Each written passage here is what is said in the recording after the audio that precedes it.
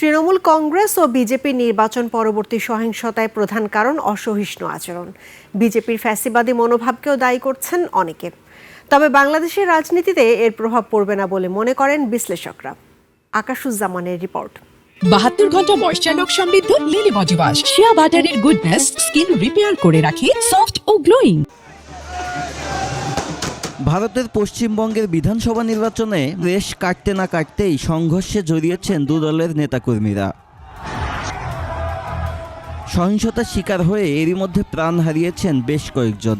বিশ্লেষকদের মতে দুই দলের অসহিষ্ণু আচরণের জেরেই হয়েছে এই সহিংসতা।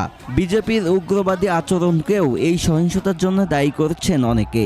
একই সাথে এটি ভারতের গণতান্ত্রিক ঐতিহ্যের পরিপন্থীও মনে করেন তারা। এটা এক ধরনের ফেসিবাদী রাজনীতি এবং এই রাজনীতির মূল বক্তব্যটাই হচ্ছে মুসলমানরা হচ্ছে ভারতের শত্রু।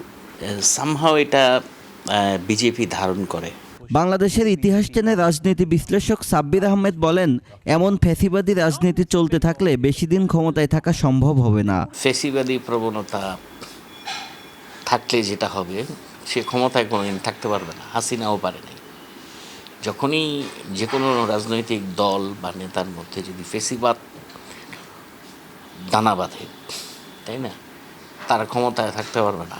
পশ্চিমবঙ্গে জয় পেয়েছে ধর্মভিত্তিক রাজনৈতিক দল। তাদের এই বিজয়ে উৎসাহ পেতে পারে বাংলাদেশের ধর্মভিত্তিক দলও। তবে বাংলাদেশে এই রাজনীতি বিকশিত হওয়ার সুযোগ নেই বলে মনে করেন এই বিশ্লেষক।